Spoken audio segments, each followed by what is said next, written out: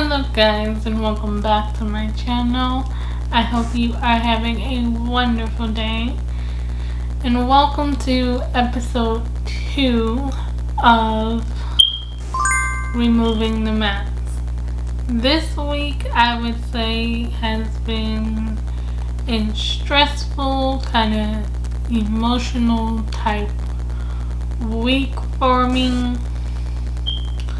Things have just been very all over the place. I feel like I have been all over the place.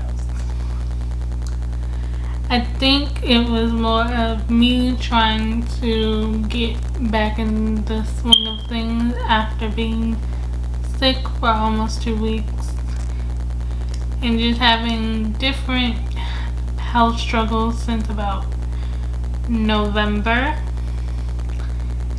So I think all of that combined with just trying to get everything back on track to the way it is normally was very difficult.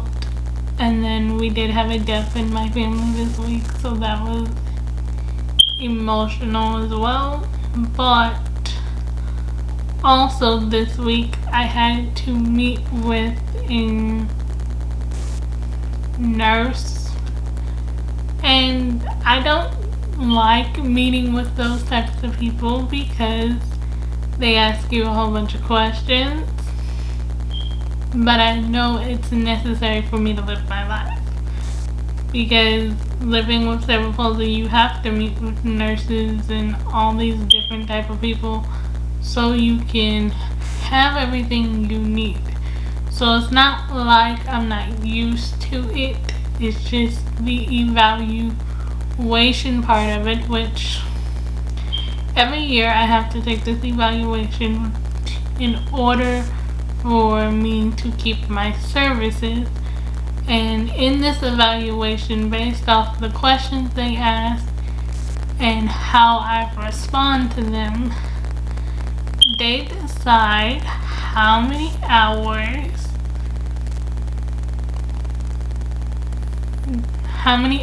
somebody needs to be with me. How many hours of care.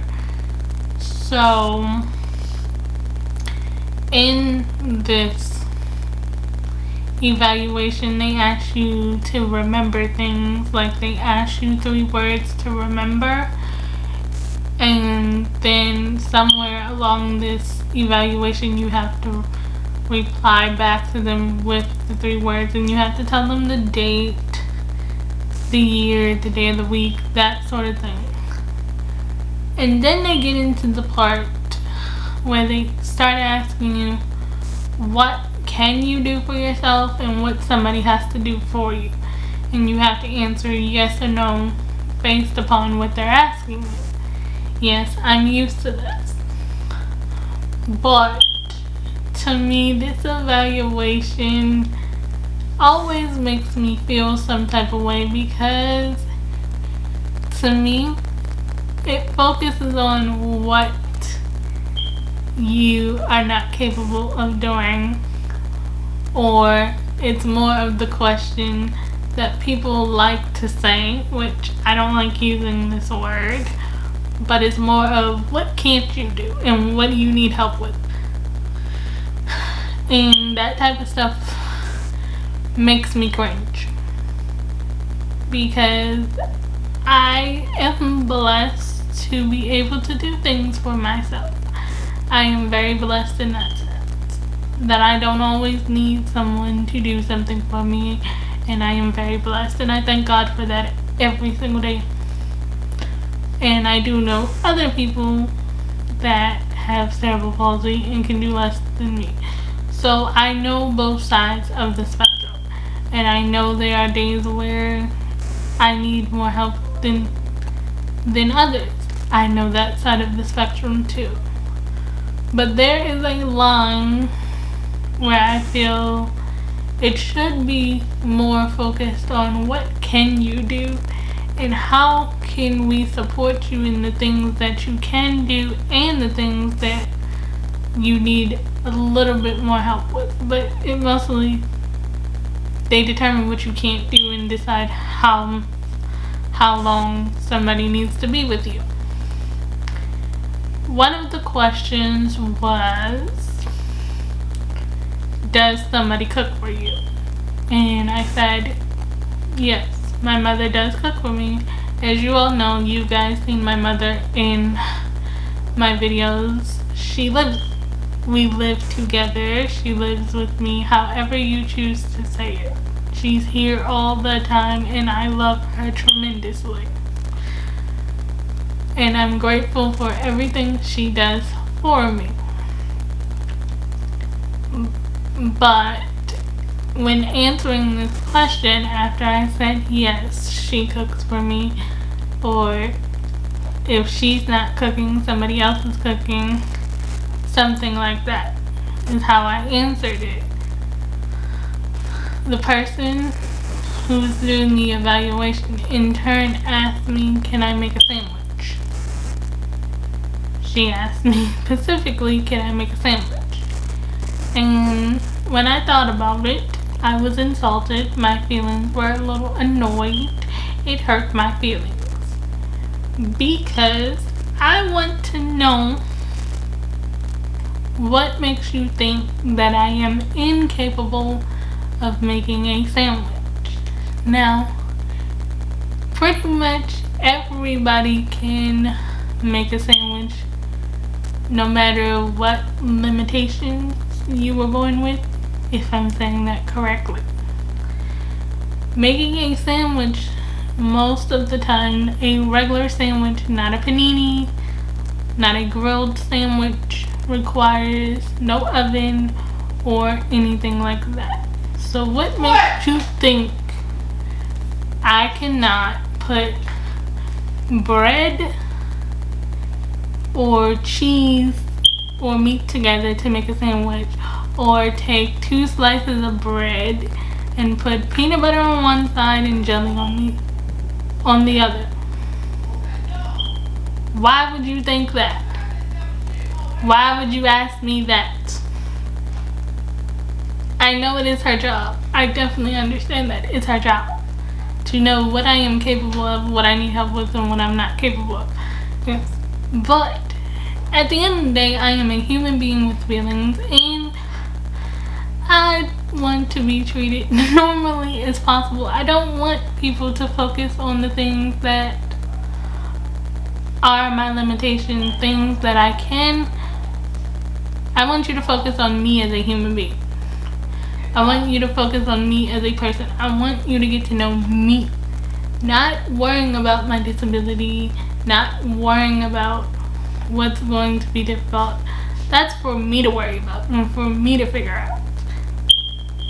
But to insult me, which I know she wasn't trying to insult me by asking me, can I make a sandwich? I guess that was the scale on that particular day based off of her question evaluation that she's using to determine how much cooking help do I need. But a sandwich, to me, is something basic that I feel no matter what age you are, you can do that, because it doesn't require cooking skills. It requires the skill to assemble. You assemble a sandwich. You don't cook a sandwich unless we're talking about a grilled cheese or a panini. She didn't ask me about a grilled cheese. She didn't ask me about a panini. She asked me about a basic sandwich. Interning meaning ham and cheese or peanut butter and jelly, which that requires assembling, not cooking. So that was a little hard for me, but I understand this woman is doing her job. But I want to know down in the comments, would you be offended or would you have your feelings about someone asking you, could you make a sandwich? If I asked you that question and I was evaluating you, would you be offended if I asked you, could you make a sandwich?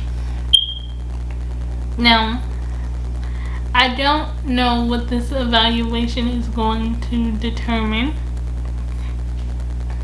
I haven't heard I will get that back from my coordinator. Usually that just determines how many hours somebody needs to be with me and all of that. That's what I know it determines, but the hours change every year or every time I have to do this evaluation. But always having to explain something to someone can wear on you, and it wears on me, even because I'm always explaining myself. It's either I have to explain why you have to do this for me, or I have to answer the question that people like to ask me 9 times out of 10. What happened to you? I always have to answer that question. I'm always answering questions. But sometimes the questions get to the point to where it's like, don't you realize I'm a human being? And can we talk about television? Can we talk about TV? Can we talk about anything that doesn't relate to my disability? Can we just have a typical normal conversation? Yes, I'm always going to have to answer questions about my disability because people are evaluating me and wants to make sure I'm safe. And I'm grateful for all the people that do those jobs. So please don't misinterpret what I'm saying. But what I'm saying, there comes a point to where you just want to be treated as a normal person.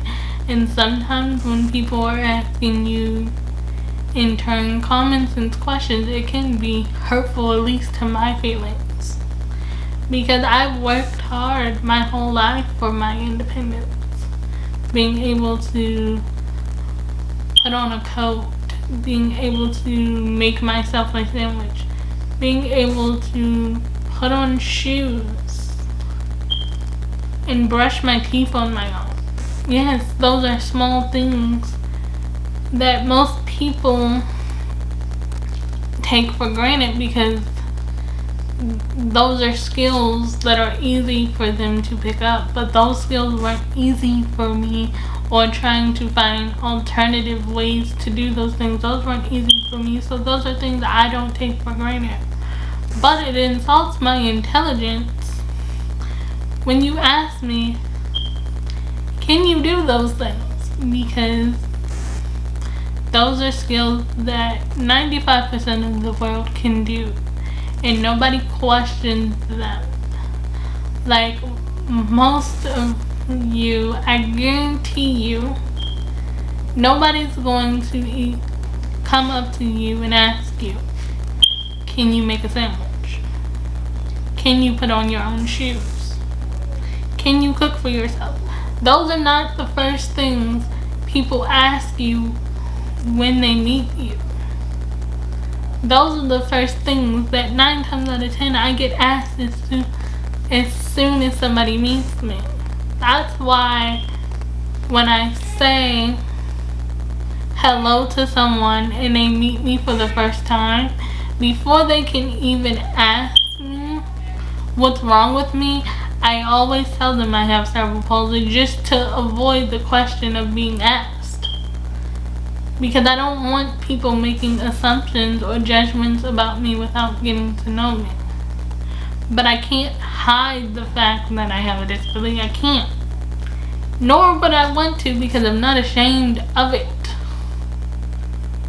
But sometimes it comes with a cost of people not believing in you, not thinking you are capable. And it comes at a cost of having feelings that you always have to prove to people that you can do something, because the first assumption people make is that you are helpless.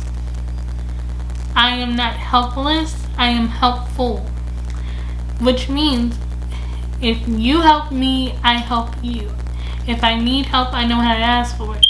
If you call me, I can help you too.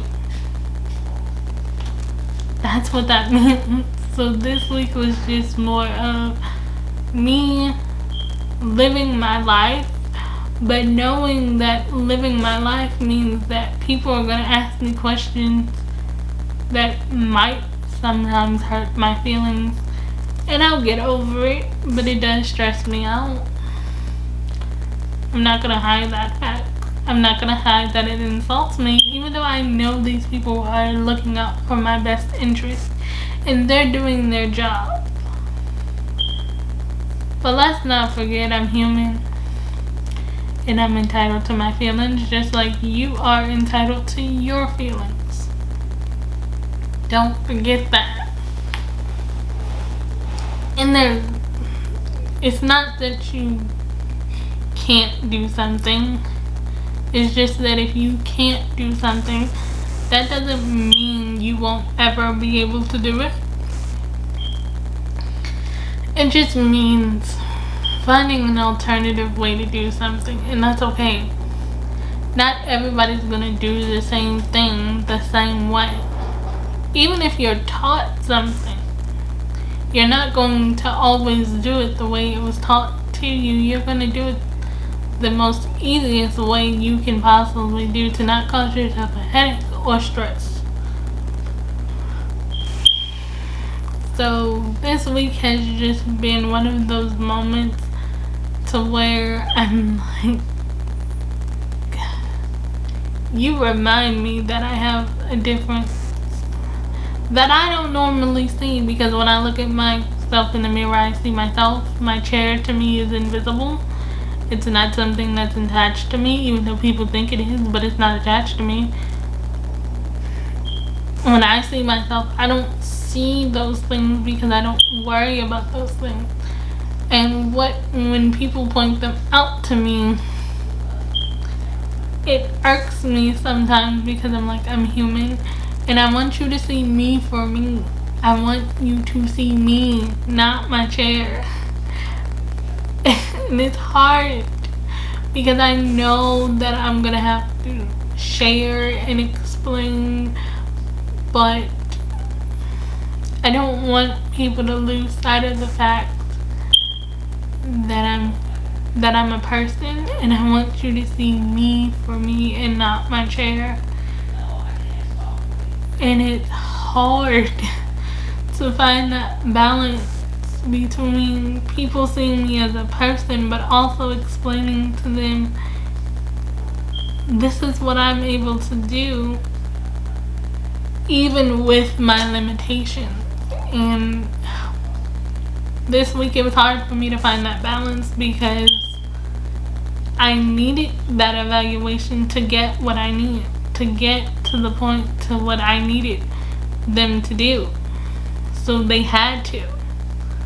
But in turn, did they have to ask me questions that were somewhat hurtful because you insulted me by asking me, then can I make a sandwich? Just because somebody cooks for me doesn't mean I don't know how to make a sandwich.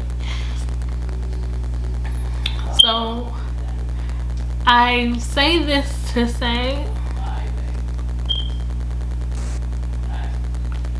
it is okay to be different. It is okay to have limitations. It is okay to be frustrated when people try to point out your limitations when you try your best to forget them. It is okay. It doesn't mean you're flawed. It doesn't mean that you're not perfect. Simple fact is, no one's perfect. No one. Everybody's made in a beautiful image. And don't lose sight of that, is what I can say. Don't lose sight of the beautiful image that you were created and designed to be just because people have to ask you questions that internally sometimes hurt your feelings. But at some point, it is your best interest. So thank you for joining me for episode 2 of Removing the Mask.